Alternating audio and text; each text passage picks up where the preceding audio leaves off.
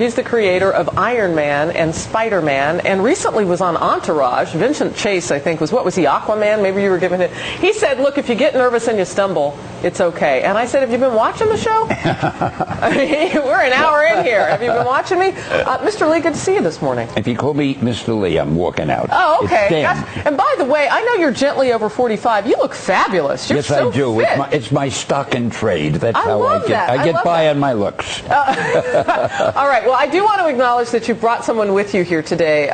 Ted Adams III. He's the chairman of the Stan Lee Foundation, and we'll talk about that in a moment. Ted, I don't want to ignore you, please. but I have the creator of Spidey next to me, and I want to ask, how in the world does somebody come up with Spider-Man? With great difficulty, actually. No, I was looking for a new character, and I was trying to think, what superpower doesn't anybody possess? And nobody can crawl on walls. So I'll get Superman a guy. couldn't do that? Pardon me? Superman, well, no, because he can fly, but he can't stick to anything. Ha, Superman, you can't crawl on walls. And it's not just your looks that's getting you going. So anyway, and that was it, and that's how a legend was born. Really? Now, what about Iron Man? What about him? Yeah, well, how did you come up with him? I wanted somebody who was a little bit like Howard Hughes, who was my idol. Ah, okay. You know, rich, adventurous, and not always loved by the public.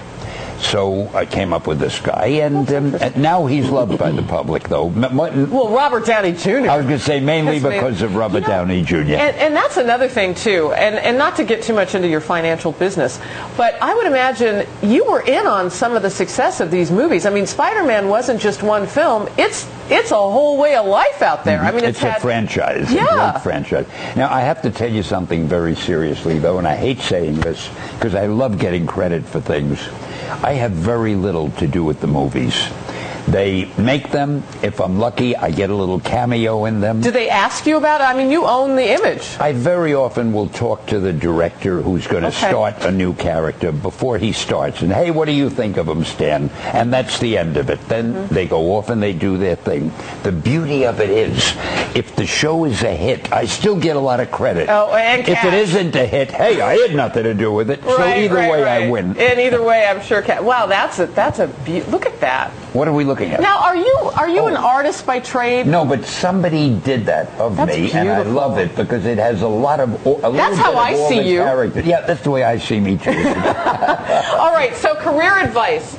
I really wanted to be Batgirl had I not become a news anchor, and in many ways, it's the same role. I mean, really.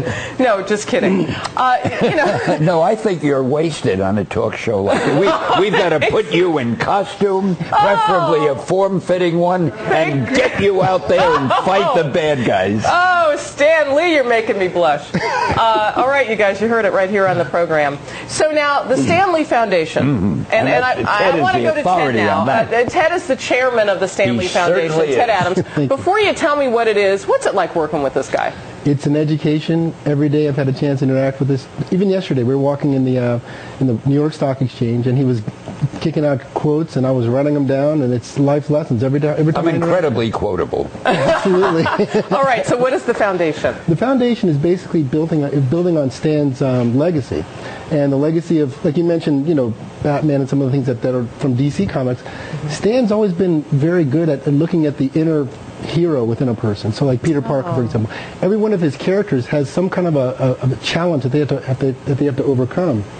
In the case of education, there's 1 in 8 worldwide cannot read. That's 800 million people worldwide who are illiterate. So the foundation is basically built upon the ideals that education, whether it's literacy or mathematics or even arts, is something that we can bring to the world. And again, with Stan as our legacy, and the person who's we're basing this on, is something that interacts with every segment of society. So, for example, comic books is something that, we have major sales here in the U.S., but it's really a worldwide issue. Communication's all about graphic novels and graphic narratives. I have to ask, and I have only known you for a few minutes, he seems so humble, Stan Lee. Let's talk about him like he's not sitting here. Humble? I'm my biggest fan. You say Stan looks at the inner hero of a person. Do you meet some of the kids who are benefiting from the Stan Lee Foundation? Well, let me put it this way. When I started writing comics, I was embarrassed because, Really? Yeah, this was years ago. Nobody had any respect for comic books. They were considered to be read by very young children or illiterate adults. That's the way people thought of comics. Now, over the years, it changed. I'd like to feel that Marvel had something to do with it, because I started using college-level vocabulary in the stories, and we tried to put in characterizations or what. The point is, though, we have found that comic books have helped more people to learn to read than anything else, because children who wouldn't normally be readers, they're not going to want to read a book. They don't have any feeling for it. But they're intrigued by the pictures in a comic book. And in order to really understand the story, you have to be able to read the words. So they force themselves to do it.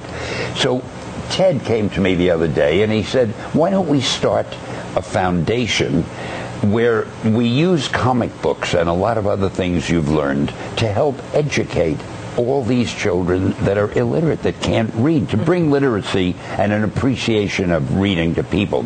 Now, I really have very little, I have no oversight over the foundation at all, but I'm happy to have my name used if it helps. And Ted and his staff have been handling everything, and I think it's a very commendable thing to try to push reading skills and literacy to children. Well, and especially in this day and age where, much of the classroom now is portable. And if you can't read, you certainly can't go on the internet. That's right.